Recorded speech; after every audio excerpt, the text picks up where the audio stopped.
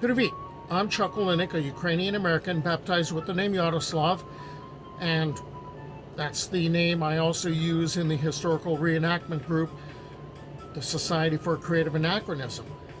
Well, I've been using my YouTube channel as a place to put videos that I've been putting together covering Slavic folklore and mythology and, Slavic history. And this particular chapter is called the Mongol Conquest Part 1. And regular viewers of the channel might get a little confused because they might think that I covered the first part of the Mongol Conquest of Kyivan Rus in February's Tales of the Borderland 157, the Kalka River Battle, and the primary chronicles Tales of the Borderland 158, Battle on the Kalka River, and Tales of the Borderland 159, Ryazan on the downfall of Russia, a piece that was written later. No, those were but a prelude. It was a reconnaissance in force led by Chinggis Khan's generals Jebenoyan and Subutai against a coalition of several Rus principalities under the joint command of Mstislav the Bold, Mstislav III of Kiev, and the Cumans, or Kipchaks, or Polovtsians, under Khoiten. The Rus and the Cumans were utterly defeated on May 31st, 1223, on the banks of the Kalka River in present-day Donetsk Oblast, Ukraine, and ended in a decisive Mongol victory. Following this victory, the Mongols turned east and met Chinggis Khan and the rest of the Mongol army in the steppes to the east of the Sirdarya River because those were their orders. This was a reconnaissance in force.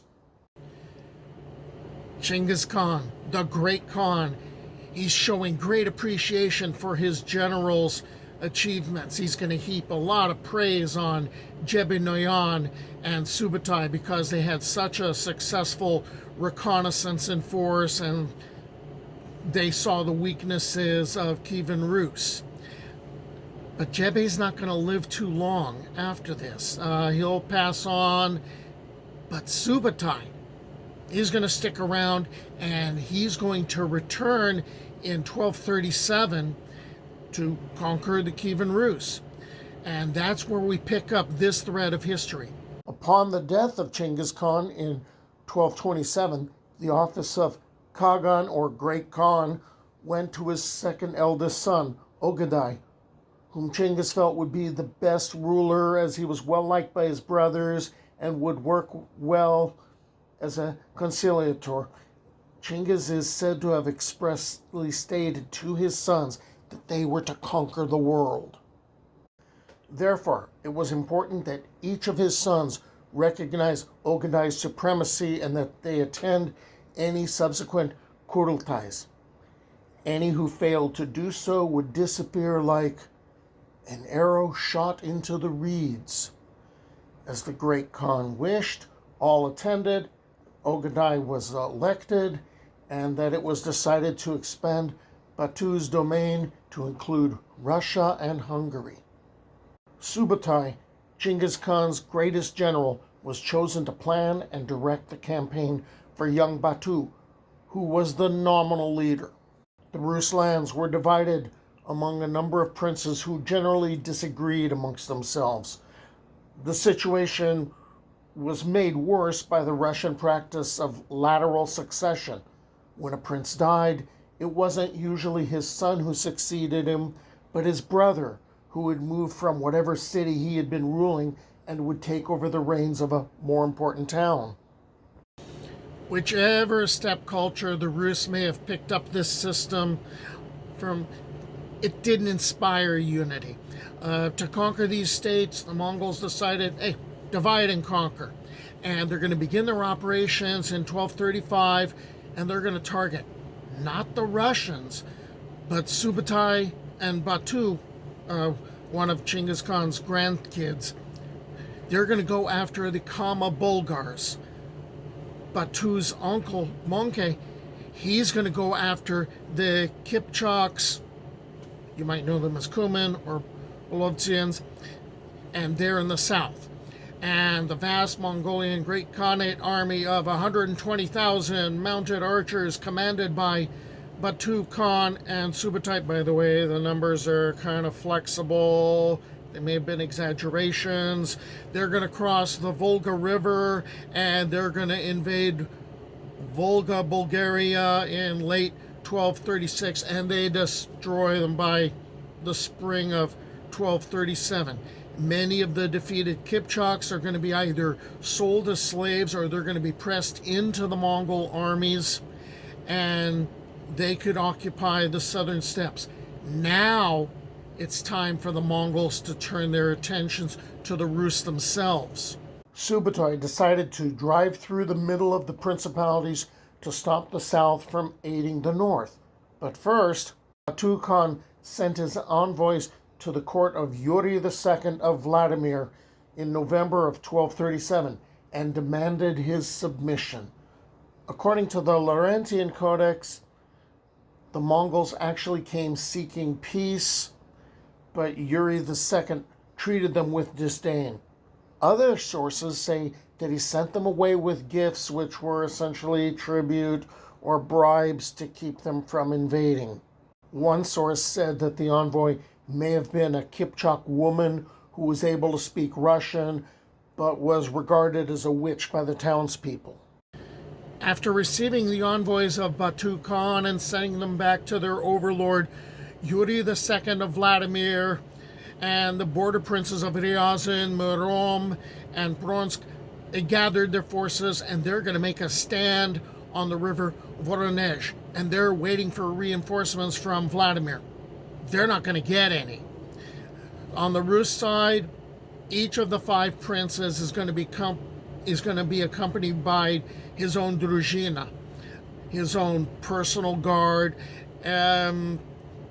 It's a small group of heavy cavalry, and they're maybe going to number like 700 each.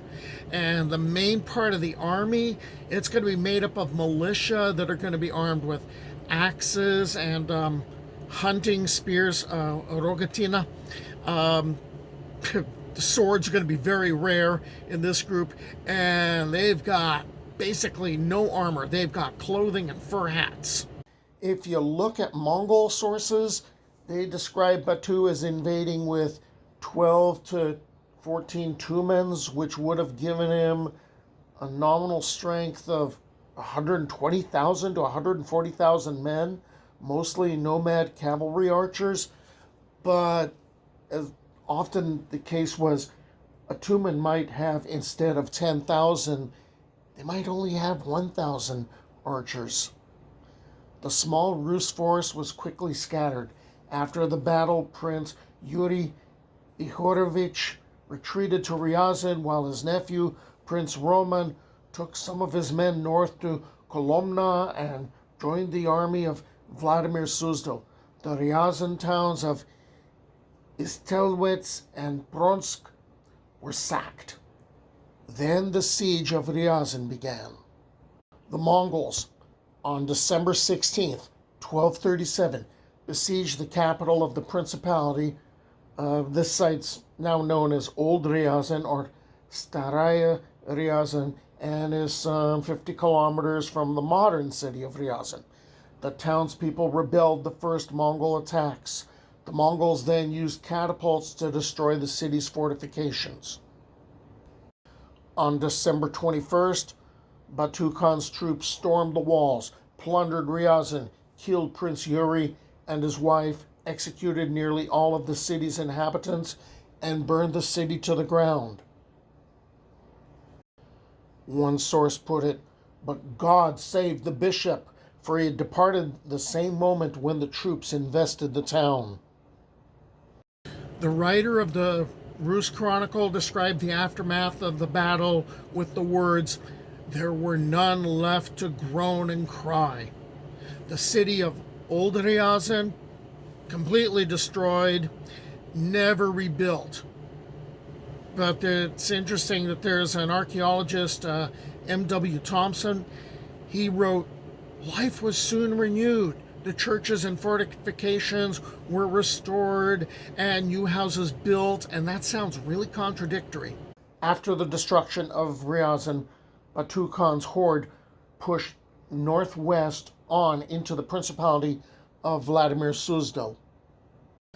We'll pick up the thread of the later Mongol conquests in a later video. Next time, though, on this channel, we'll go through the primary source, the tale of the destruction of Ryazan, to see how the Rus described their national tragedy. So until the next time, do побачення.